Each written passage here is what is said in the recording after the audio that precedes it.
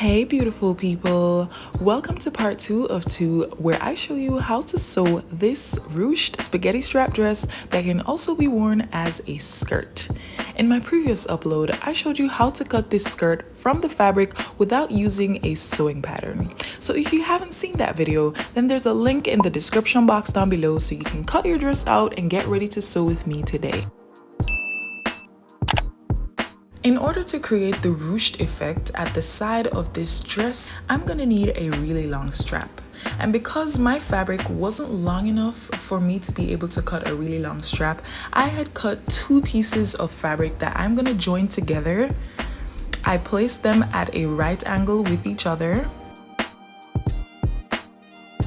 And I'm gonna now stitch a diagonal line from there to there. I cut the excess fabric off where they were joined, and I was left with this diagonal seam.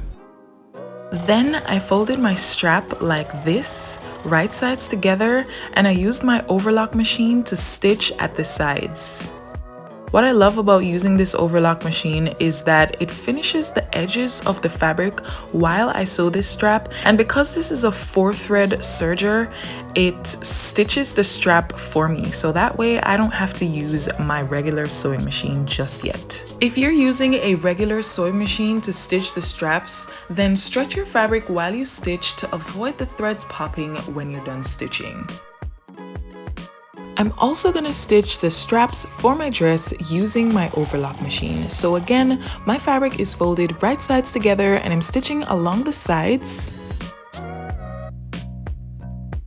Then I'm gonna use this loop turner that I created using a clothing hanger. I literally just pulled it apart, made this shape, and it really works. It works so much better than a safety pin for me, but if you're gonna be using a safety pin, that's fine too. But the way that this works is that you'd put it into one end of the fabric and you'd push that end of the fabric through to the other end and turn the straps inside out completely. So now I have the 2 straps for my shoulder, and I have the strap that's gonna go through the dress to form that ruching effect. This is the body of my dress, and the front and back pieces are right sides together, so I'm gonna put pins into the sides of my fabric just to hold it into place.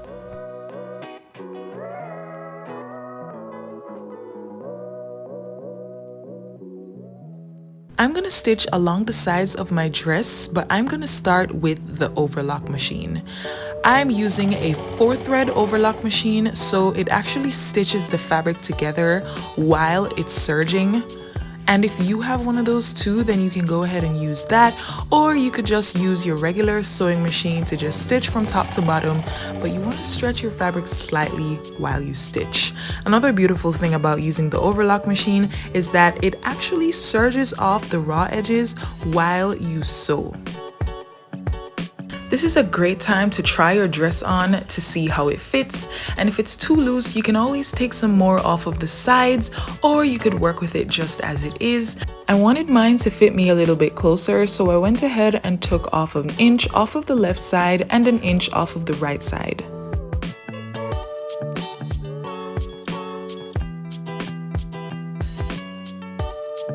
After making those adjustments and trying my dress on again, I was much more satisfied with how it turned out this time, because I like when my dresses fit me closely. This is what my seams look like after stitching with only an overlock machine. I love it because it's much quicker than stitching with a regular sewing machine. It helps the fabric to stretch without the threads popping because of the loops of thread, and it finishes the raw edges at the same time. Next, I'm gonna finish the top and hem of the dress using the overlock machine, and I'm gonna be stitching on the right side of the fabric. This is a step that you can skip if you don't have access to an overlock machine, and you can just move on to the next step where I show you how to finish the top and bottom of the dress. You could always simply fold your fabric up twice by 1/4 inch and stitch the hem and the top of the dress, but I'm going to show you how to do this method that I like to do on my clothing items, and I like to do it because it looks so much neater than simply hemming, and it makes your clothing look like you bought it from a store. After measuring, I found that the circumference for the top and hem of my dress are both 28 inches wide. So I'm gonna cut 2 strips of fabric that are 4 inches shorter, so that is 24 inches long for each of them, and 1.5 inches wide. Now I'm gonna stitch the ends of both of these together with a 1/2 inch seam allowance. Bam! Then for both pieces, I put notches in the fold of the fabric opposite the seams. With the wrong side of the dress facing up and the right side of the strip of fabric facing down, I placed the seams on top of each other and I put a pin to hold them together in place. Then I put the notch that was cut on the other side of the fabric on the fold, in line with the other side seam, and pinned that into place too.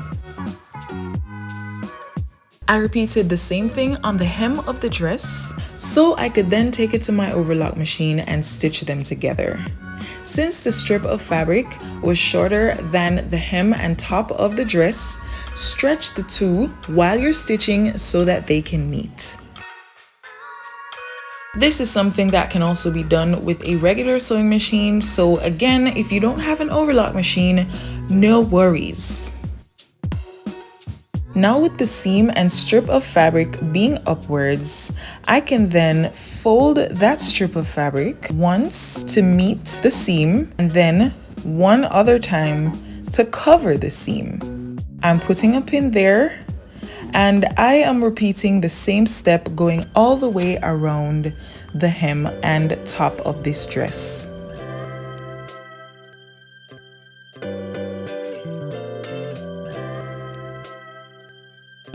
Next, I'm stitching along the edge of this folded strip, and I know that this part can be pretty intimidating if you are a beginner at sewing, so go very slowly and stretch your fabric slightly while you stitch.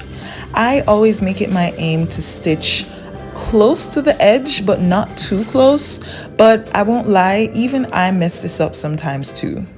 What can really help is that you hold your fabric in place while you're stitching, and to also adjust the fold each time like you see me doing here, just to make sure that it's actually even and done properly.